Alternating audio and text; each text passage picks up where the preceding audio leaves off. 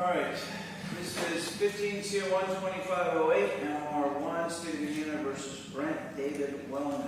Present for the State of Indiana is Prosecuting Attorney Ms. Deddens. Also present is Chief Deputy Prosecuting Attorney Mr. Watson. On behalf of the state, the defendant is present in person and with counsel Mr. Serapata. The court is appointing Mr. Serapata for this hearing, and depending on the presentation of evidence, may be appointed to represent him throughout these proceedings. We're scheduled for an initial hearing today. Mr. Wellman, I need you to raise your right hand.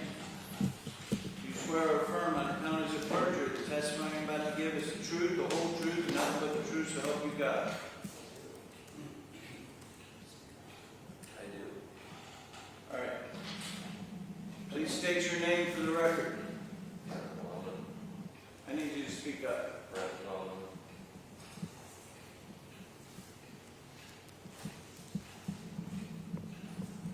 All right, Mr. Wellman, what is your age 33. and your date of birth? 8/26/91. You read and understand the English language? Yes, sir. And where did you live at the time of your arrest? No statement, correct. Okay, what was the last year of school you completed? Last year, Yeah. high school. Did you graduate high school? Did you graduate high school? Are you under the influence of any drugs, including alcohol, at this time? No, sir. If at any time you do not understand anything I say to you, will you please let me know? Yes, sir.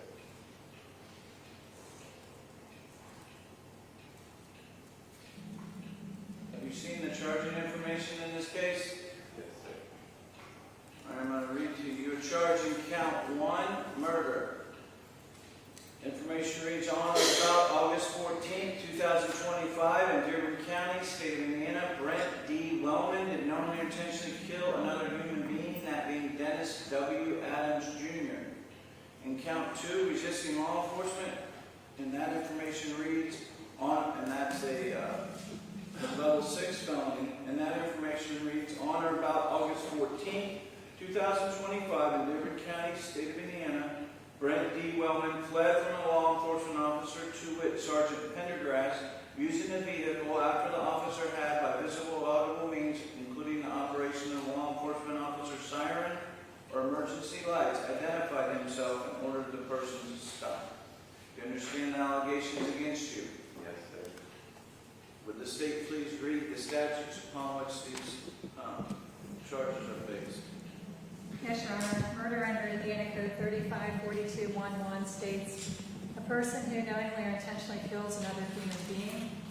With regards to resisting law enforcement under count 2, under Indiana Code 354413-1, states a person who knowingly or intentionally flees from a law enforcement officer after the officer has, by visible or audible means, including operation of the law enforcement officer's siren or emergency lights, identified himself or herself and ordered the person to stop.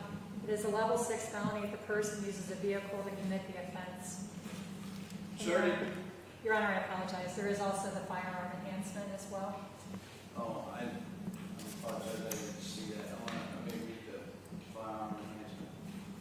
Also, you're charged under Indiana Code 35-50-211 with the felony firearm enhancement, and that information is that on or about August 14, 2025 in Dearborn County, State of Indiana, Brent D. Wellman committed a felony that resulted in death to Dennis W. Adams, Jr., to wit, murder, and that Brent D. Wellman knowingly used a firearm in the commission of the offense.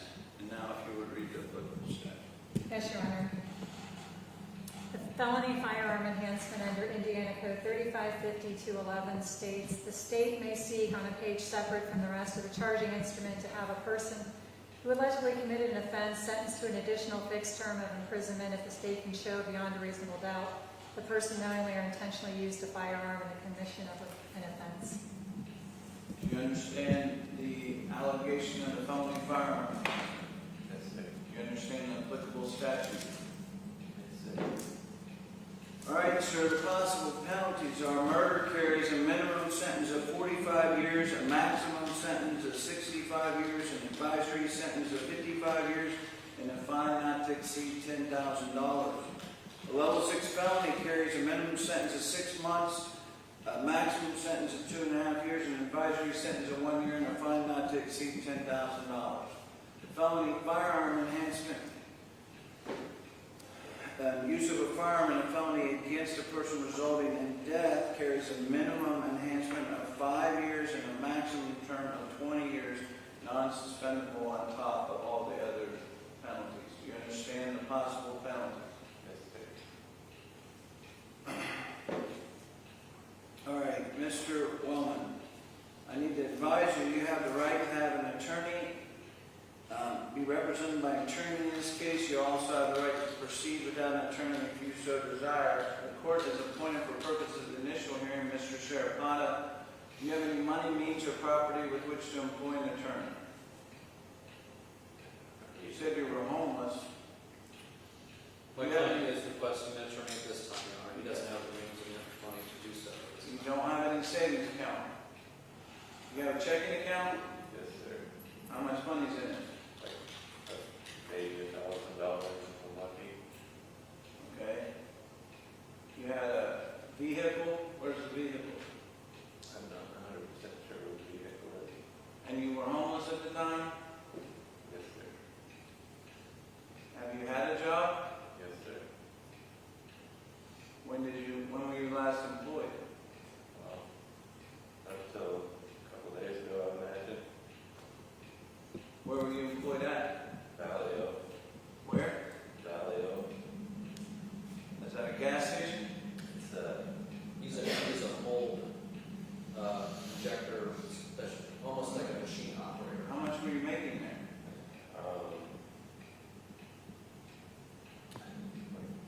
$20 maybe, I think, 28. An hour? Yeah. Yes, sir. But you don't have a house. No, sir.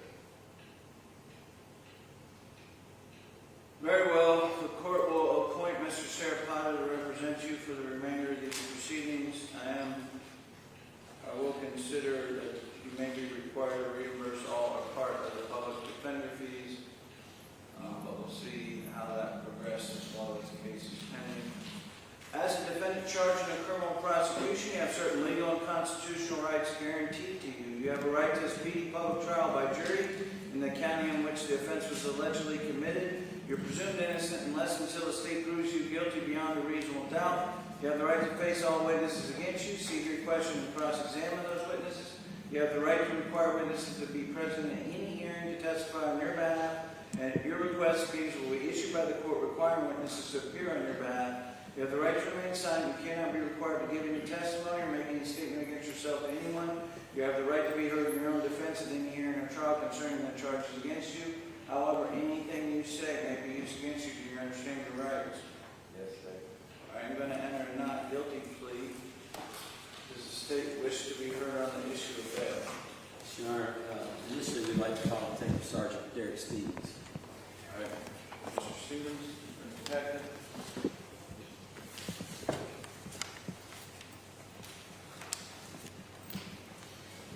Raise your right hand. Do you swear or affirm on the penalties of perjury, the testimony you're about to give us the truth, the whole truth, and nothing but the truth, so help you God?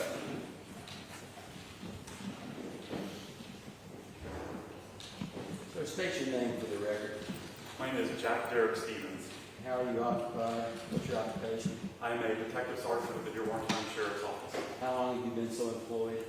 10 years. And your current rank is sergeant. What's your assignment? I am a detective in the investigations unit. And you've had training in criminal investigations? Yes, sir. You outline that a little bit to the court. I've had detective school. I've been to homicide school. I'm certified by the Indiana Law Enforcement Academy. Approximately 1,500 hours worth of training, maybe a little more differently. Right. I want to direct your attention to August 14 of this month. Were you in this same assignment and on duty on that day? Yes, sir. Was in this assignment. I got called out from my home. Okay. And what was your understanding? When did you get called out? About what time? I got a phone call from my partner approximately 6:30 in the morning. Okay. And what was your understanding of what you were being called out for? I was being called out at that point in time for a vehicle that had ran from law enforcement. There was some signs and stuff within the vehicle that probably needed an investigator, and there had been some articles located on US 50 that were consistent with a crime. Okay. Do you know how the incident that got you called out, how did it commence? So approximately 5-something that morning, we had multiple calls of gunshots in the area on US 50 around the 11,000 block, give or take, of US 50 of multiple gunshots in a vehicle being seen. Upon investigating that, they had located blood droplets and a tooth. When you say they, who are we talking about? Also from the Dearborn County Sheriff. Patrol officers. Patrol, yes. Okay. So you say that occurred sometime after 5 a.m.? Yes, sir. Okay. And do you know how many 911 calls that were received? We received at least 2. Okay. And you talked a little bit about those. This investigation was ultimately assigned to you, is that right? Yes, sir. Did you interview the individuals who made the 911 calls? Yes, sir. Okay. Were you able to identify the parties who made the first 911 call? It was a Judy Wall. Walls? And her, Walls, yeah, and her daughter. Okay. And what information did the two Miss Walls give you? So the information they gave before they called 911, they heard a vehicle seemed like it was screeching coming to an abrupt stop. That kind of woke them up to where they looked out the window to see what was going on. While that was going on, they heard 5 gunshots, and they could see a vehicle on US 50 stop. Were they able to see any activity around the vehicle? It looked like they could see something going on within the vehicle. They said that the driver's side door looked to be open, and there was kind of a commotion, and then they said another vehicle had pulled up as well. Okay. So this was the first 911 call? Yes, sir. Now, were they able to describe the vehicle at all? Yeah, it's kind of like a dark colored SUV type thing. Okay. Now you said you got more than one 911 call? Yes, we got a second one from the other witness that had pulled up next to the victim's car. Okay. Was that in very close in timing to the first one? Yes, Okay.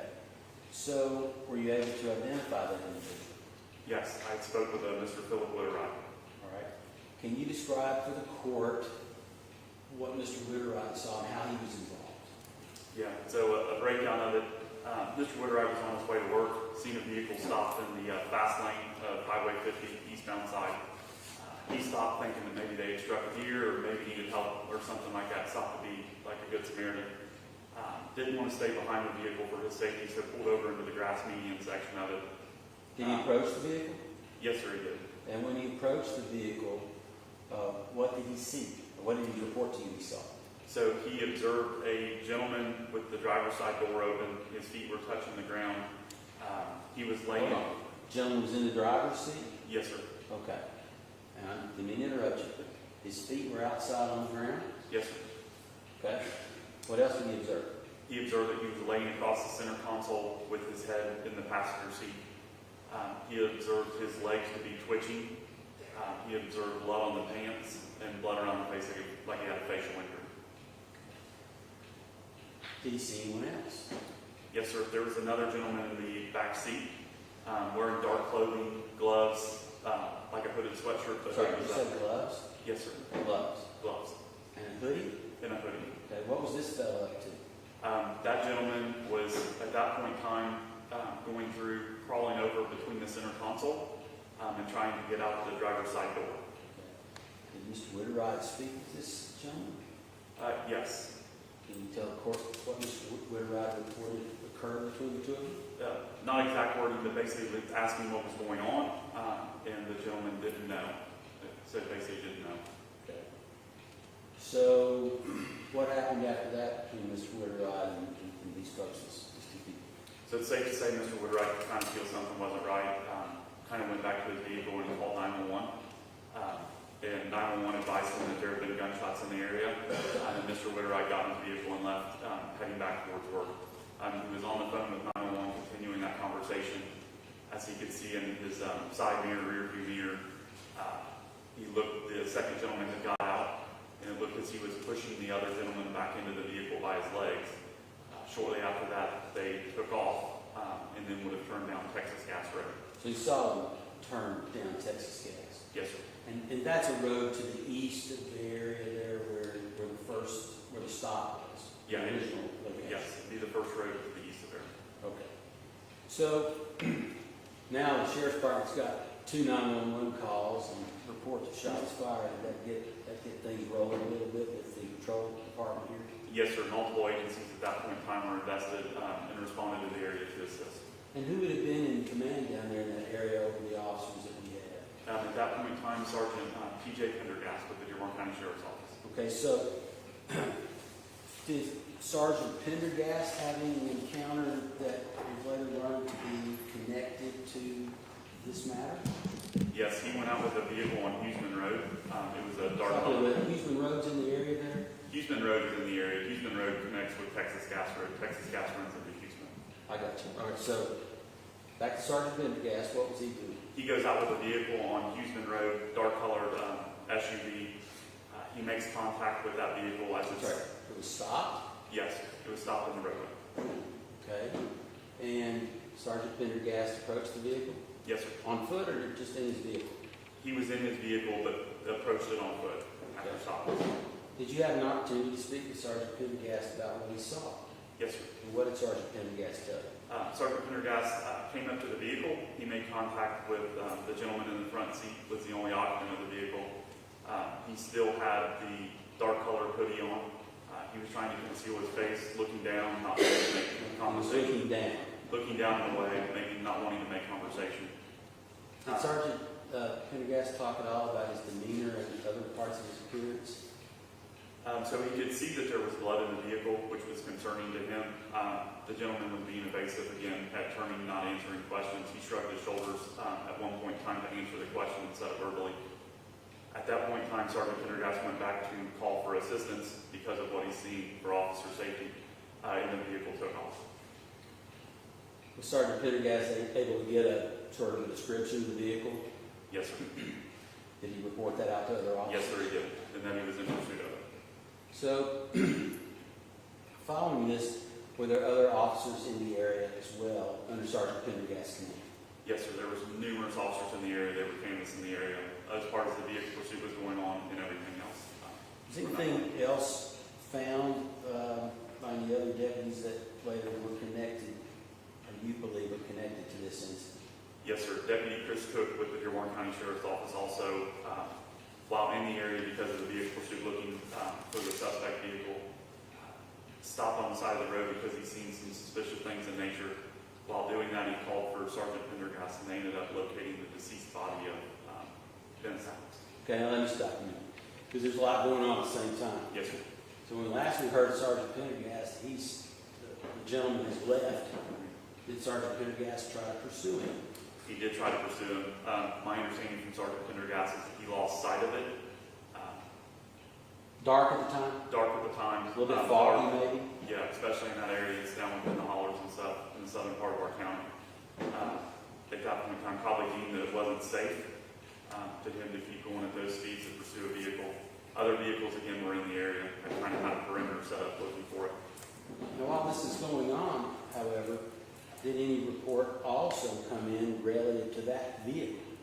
Yes, sir. A report came in that that vehicle had crashed out on Huseman Road in the area of Huseman Ford. So, Sergeant Pendergast, at that point, I think you testified earlier, so somebody tell me if I'm wrong, he then joined Deputy Cook. Yes, he did. So, and the two officers together, did their investigation lead to any other information or evidence that you feel is relevant to this situation? Yeah, with that being said, on Texas Gas, they found where you could see blood on the side of the roadway on the pavement going into the ditch line. Is that in the area of this shoe that you testified to earlier as well? Yes, sir. Deputy Cook saw. Yes, Deputy Cook observed the blood on the ground. He observed what he appeared to be like drag marks. He could see blood on a tree that was down. Right up from the blood, there was a shoe that was on a brush pile. As they went down, they observed a deceased male that was later identified as Dennis Adams. Okay. And did the officers give you a description of, Mr. Adams' condition, how he looked, how he was lying, things of that nature? Yes, sir. It was a white male wearing shorts, had a shoe off. Upper torso and stuff was uncovered. He didn't have a shirt on. It was later found that his shirt was around his arm, and he had an apparent gunshot wound. You said he had a shoe off, and Deputy Cook saw his shoes. Did he have a shoe on? Yes, sir, he did. And did those two shoes match? Yes, sir, they did. Okay. So, I presume officers also responded to the location of the automobile accident. Yes, sir. And when they got there, were they find the vehicle and able to identify the vehicle and check the registration vehicle? Yes, sir, they were. Okay. And when they did that, what resulted? Do you remember the make and model of the vehicle? Yeah, it was a blue Honda CRV. Okay. And were officers able to check the registration of that vehicle? Yes, they were. Dearborn County Communications conducted a vehicle registration query, and it came back through Kentucky to Dennis Adams Jr. Dennis Adams Jr. Yeah. Now, were officers also able to get anything to help in identifying Mr. Adams through that same check? Yes, sir. We can request that a picture come with the query or whatever, so we can identify drivers in the field. And that was done in this case? Yes, sir. And was the deceased ultimately identified as Mr. Adams through means of his photograph? Yes, sir. And he's also now been positively identified? Yes, sir. Okay. So, at this point, say you're aware of well, let me back up. The car, was it occupied when it was found by officers? It was not. Okay. So, I guess from the standpoint of investigation, you're looking for another person at this point. Yes, sir. Okay. Now, you didn't come on at this scene until about when? I came upon the first scene on US 50 at approximately 6:45, 7 o'clock, something like that, give or take. Did you find any evidence that you felt was relevant to the death of Mr. Adams at this scene? Yes, sir. The first scene on US 50 on the side of the highway, I located blood droplets and what appeared to be a human tooth. Was a bullet later also found in the area of the blood splatter Yes, sir. by other officers? Yes, sir. By the deputies. Now, after you reviewed this scene, where did you go if you recall? While I was there, I heard notification that at that point in time the body had been located. Okay. And that's when I responded to Texas Gas Road to assist at that scene. And now, you talked about what the road officers led by Sergeant Pendergast told you. Were you able to observe the scene and confirm what they told you? Yes. Did you see any blood in and around the area where the gentleman was? Yes. Once crime scene investigators got there and they started doing their job so we didn't contaminate anything, we could do it properly. We worked our way through it. There was blood on the ground that was on the blacktop right next to the ditch line, like I said. You could see what appeared to be drag marks or whatever. As it comes up to the tree, you can see blood on the tree where it looks like you can continue to see drag marks down into the small, hill ditch line area. There's a shoe that's sitting on the brush pile that is later identified as the same shoe that the victim was wearing. On the other side of the large tree that was down, there was a white male laying face down, wearing bluish-gray shorts. He had one shoe on. He did not have any shirt covering his upper torso or back. His shirt was around the left arm. He had an apparent gunshot wound to his right arm, and he had blood around his head. He was covered with debris, being leaves and dirt. So to summarize, there's evidence of dragging the body. Yes, sir. Now, look, if I'm out on the road, using the road, I cannot see this body. Is that correct? That's correct. Unless you was to stop and investigate further, you would not see the body from the roadway. Concealed behind this fallen tree or log. Yes.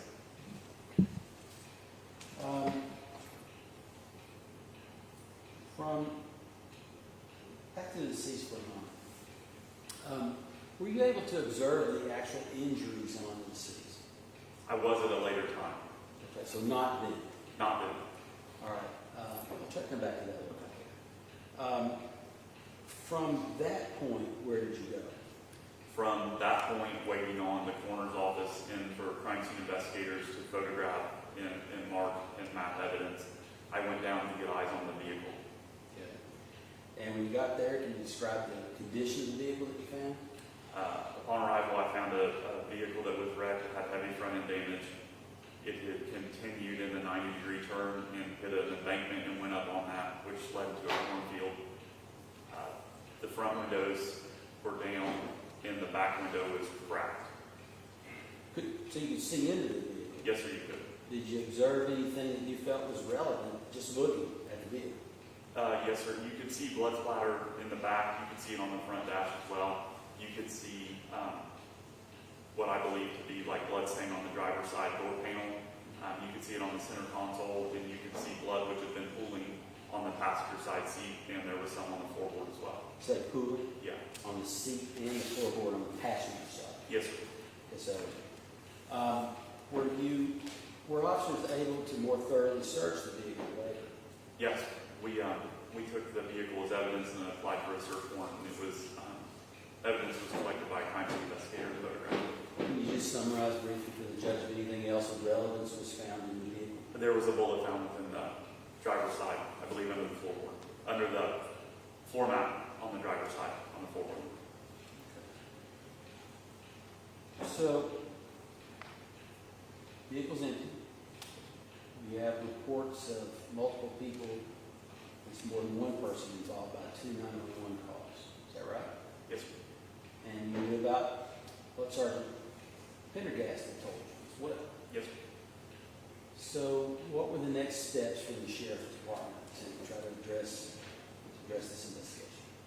As far as it went for the scene for the vehicle, there was a heavy police presence, setting up a perimeter. Multiple agencies came together with canines, drones. The Indiana State Police provided an emergency response team, SWAT team.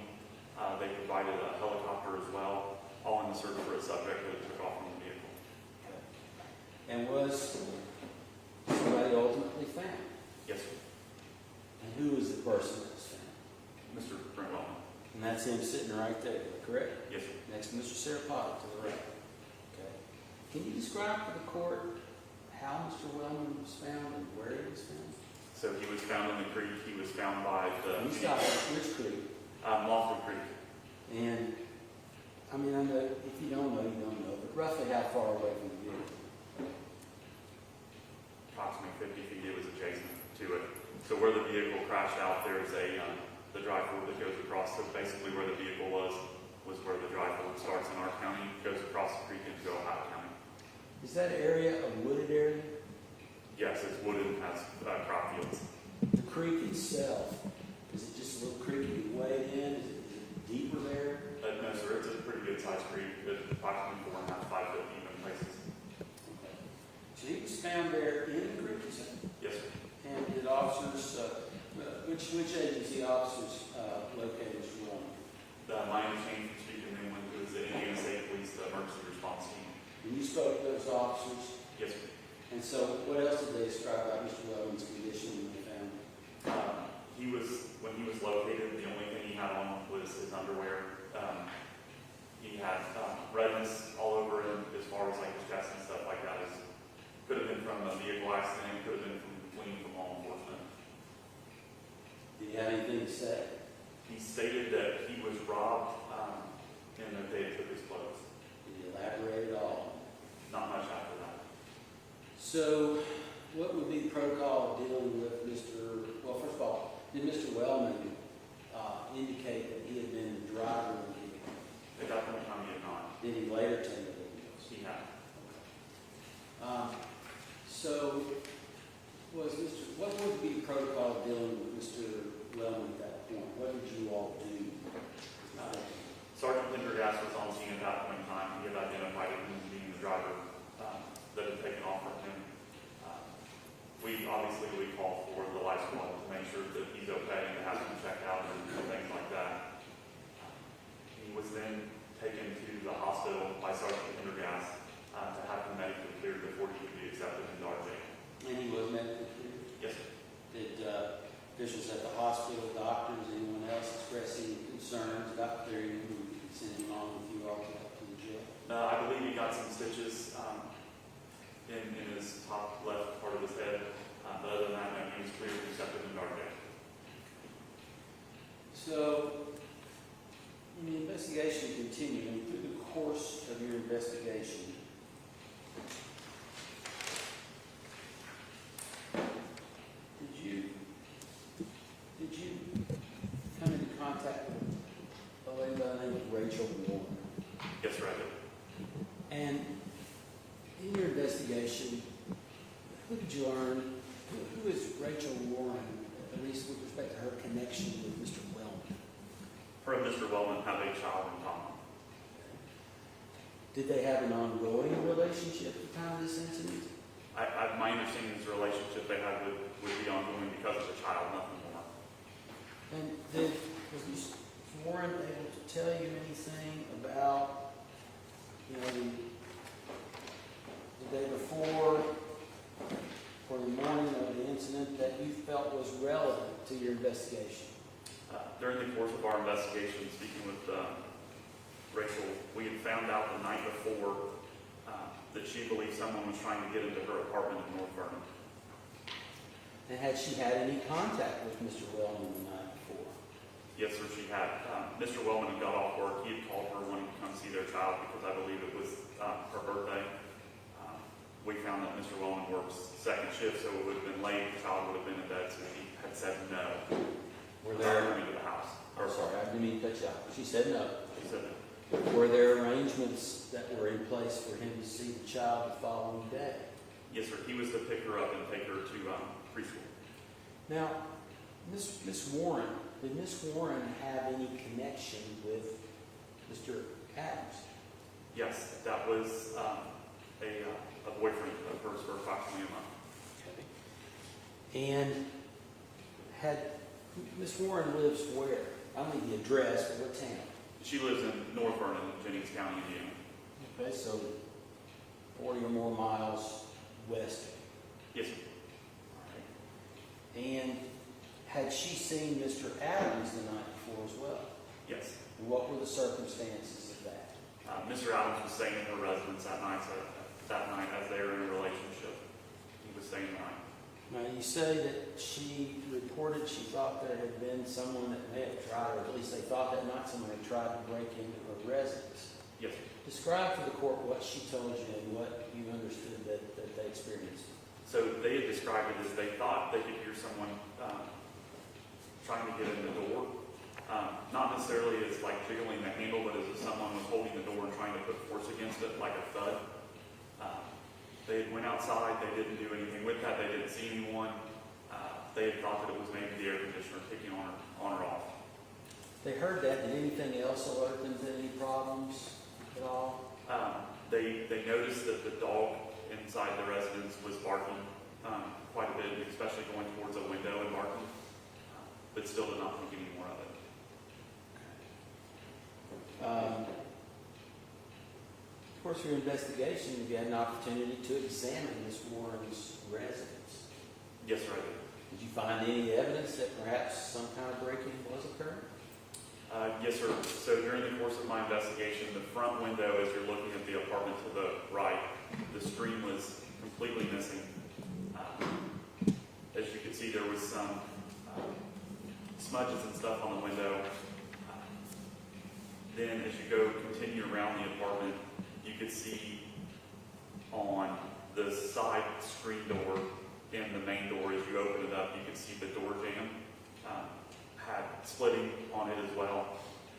There was, again, smudges and stuff on the glass of the screen door. As you circle around to the back of the apartment, those windows, the screens were all messed up out of their place where they normally be. You could see pry marks on them as well. During the course of the investigation, there was a family member on scene as I was looking for articles and stuff that would be consistent with what had been going on. We located the front window screen in a dumpster at the back of her apartment. Ms. Warren able to confirm to you that this was not the condition of the residence prior to that day, as far as she knew? Right, she actually went on to confirm too that she had a very good landlord that keeps up on everything and that it would not be acceptable for those windows to be like that. So the night before he was killed, Mr. Adams was there I believe Lisa. and was in North Vernon. Yes, sir. And so what do we know about his activities leaving there? I mean, when did he leave? 'Cause obviously he's found dead here. When did he leave North Vernon? So he left North Vernon approximately 4:45-ish in the morning. We have evidence to show when he did that. Yes, sir. Driving the same vehicle we found wrecked on Houston Road. Yes, sir. Okay. Did Miss Warren have any communication with Mr. Adams that morning? Yes, there was a text message basically expressing the excitement about a date that they had coming up. And about what time was that? I believe it was approximately 5:10. And the first 911 call came in around 5:40. Approximately, There. yes, sir. Yep. Before I move on to Mr. Wellman, I want to direct your attention back to the scene after he's located. You said there were multiple agencies involved in locating. Yes, sir. You also testified that Mr. Adams had apparent gunshot wounds, is that correct? Has an autopsy been conducted? Yes, sir. it has. And do we have a final autopsy report as yet? We do not. Do we have a preliminary report? Yes, sir, we do. And does the preliminary report indicate gunshot wounds to the victim's grabs? Yes, sir, it does. Can you describe for the court, give the court an idea of what the gunshot wounds are, best of your ability? Yeah, I attended the autopsy, and there were multiple gunshot wounds to Mr. Adams. And basically, in the simple terms, like bleeding out is the cause of death of the gunshot wounds. And I'm sorry, how many gunshot wounds do you think he actually suffered? I believe there was 3 on the preliminary report. Okay. And if I'm wrong, tell me, was there a 4th grazing wound? Yes, sir, there was. And so, what was your understanding again? We don't have a final report, but did you talk to the pathologist? We did for a brief bit, yes, sir. And what was your understanding of the cause of death? It was the gunshot injuries. I haven't heard you say anything about finding a gun. Have you found a weapon? No, sir, we've not found a weapon at this time. What about these clothes? Did you find his clothes? No, sir, we have not found his clothing either. So he's in the creek, in his underwear. And his clothes so far, we haven't turned up. Is that right? Correct. Now, we've had multiple officers from multiple agencies looking for him. Yes, sir. Have we deployed dogs? They have deployed dogs, they have deployed drones, just man hours of walking. I know myself and my partner walked miles of roadway, anything that we could just to try to find anything we could of evidence regarding. So as yet, those haven't surfaced. Correct, they have not. Well, did you talk to Mr. Wellman? Yes, sir. Can you tell the court how, let's just start at your first contact with Mr. Wellman. Did Mr. Wellman talk with you initially? Initially, he did not. Okay. So how did it come about that well, first of all, when would that initial conversation, when did you attempt to talk to him initially? I believe it was that afternoon or evening. Not exactly sure of the time. There was a lot going on. Okay. And there's no substantive conversation at all? No, sir. No. You requested an attorney. All right. Then how did it come about that you ended up talking to him second? I was sitting in my office. We had gathered some search warrants and stuff like that. We were getting ready to go out and work on our investigation through our building task system. Multiple agencies, basically, it's like an instant messaging program. The jail staff had messaged me that Mr. Wellman wanted to speak with me. Did you go talk to him? Yes, sir. It's myself and Detective Janelle. You read his rights? Yes, sir, we did. Okay. And did you have a conversation with him? Yes, sir, we did. Did he admit being in Mr. Adams' deal?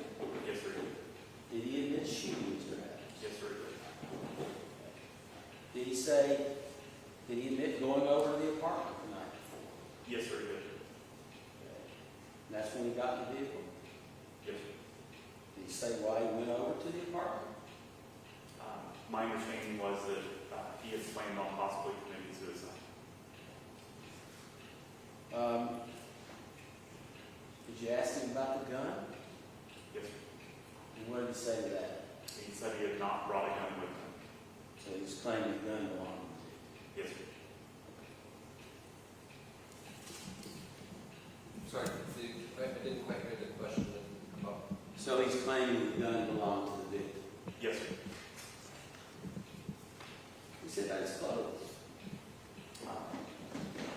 He really didn't have an answer for it, but he remembers hitting his head during the vehicle accident. Had him when he got out of the vehicle, and did not remember where they were. So he doesn't remember. Doesn't know. Well, did you all find his vehicle or conveyance of his at or around Miss Warren's apartment? Yeah, yes, his pickup truck registered to him was located in North Vernon. But where? So it was located in the parking lot of his child's preschool, or within the general area of his child's preschool. And how far away from that is the apartment? When I checked it using my phone real quick, it was approximately 14-minute walk. But when you asked him where his vehicle was he able to tell you? He was not. Couldn't remember? Couldn't remember.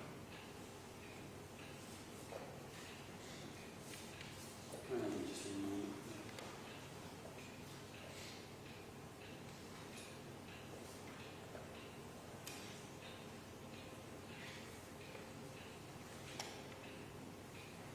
Detective, the 911 stop where the people heard the gunshot wounds, right? The red on Huseman Road, the body found in Texas Gas Road. That all occurred in Dearborn County. Yes, sir. Judge, any other questions?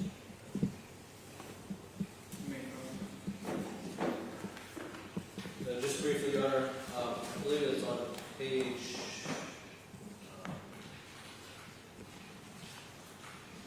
page 3 of the probable cause affidavit, and it would be the 4th paragraph down. Officer, did you prepare the probable cause affidavit? Yes, sir. And it states that Rachel stated that Brent came to her residence, meaning her residence, dropping off his pistol, shotguns, and axes. Is that what you got information from Ms. Rachel? Yes, sir. The only other second question I have, Officer, is did you review Mr. Wellman for any type of criminal history? Yeah, yes, sir. Like criminal history, like past history, yes, sir. And does Mr. Wellman have any criminal history? Not that I can look at. Thank you. No further questions, Your Honor. One thought, Your Honor. Those pistols and other things brought property to Miss Warren's residence, is that correct? Yes, sir. Did that occur on the day of this incident or the day before, or a few days prior? I believe a few days prior. And why did he do that? It was my understanding that he had been kicked out of where he was living and he was homeless at that time and needed a place to put things. Nothing further, Judge. Nothing further on that question.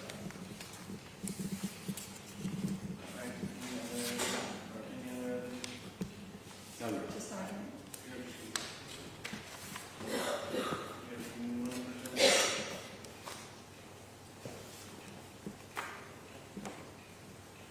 Your Honor, if I could just make a summary statement regarding mom and bail for my client.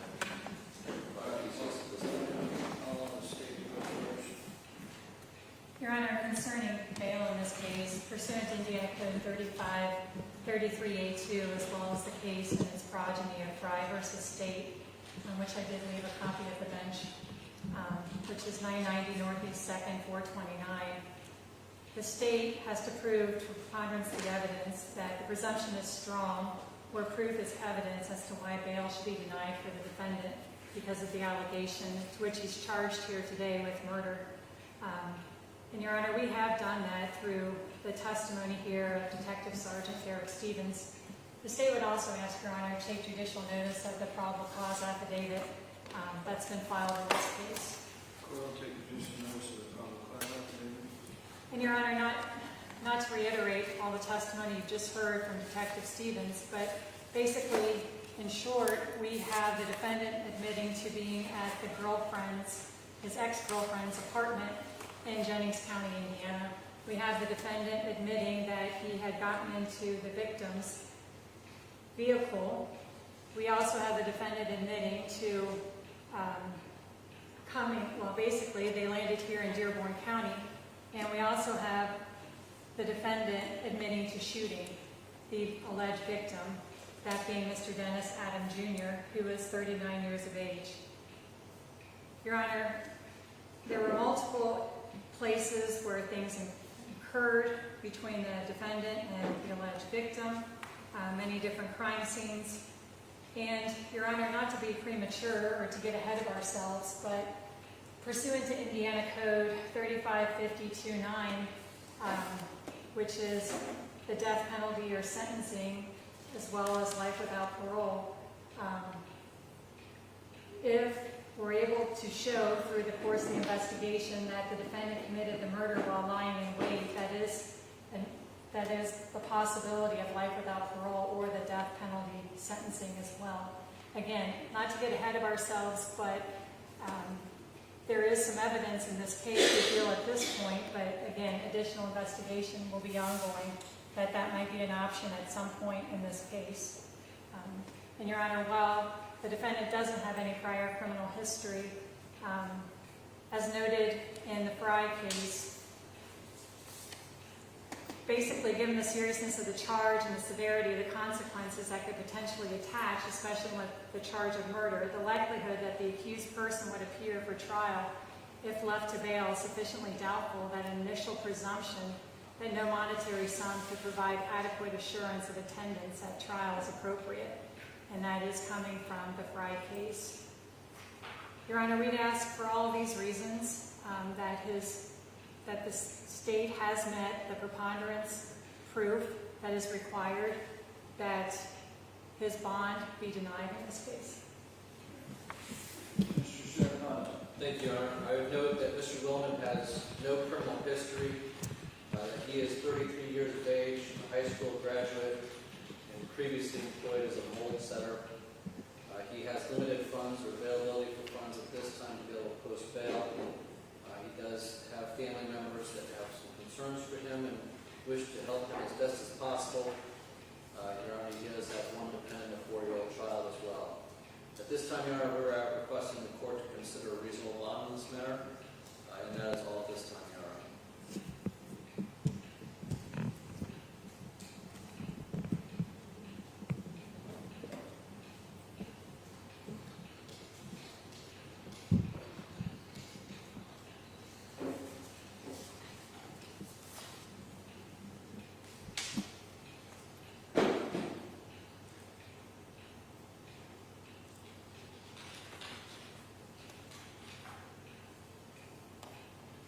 All right, the court, in considering the evidence in this case, finds that the state has met its burden, showing by preponderance of the evidence of the presumption that the proof is evident and the presumption is strong of the defendant's guilt. The evidence in this case is overwhelming and clearly points to his guilt, and therefore the court, based on current Indiana law on Article 1, Section 17 of the Indiana Constitution, is ordering the defendant to be held without bond, without bail. Ordering a pretrial set September 23rd, 2025 at 9 a.m. A final pretrial December 2nd, 2025 at 9 a.m. And jury trial set January 20th, 2026 at 8.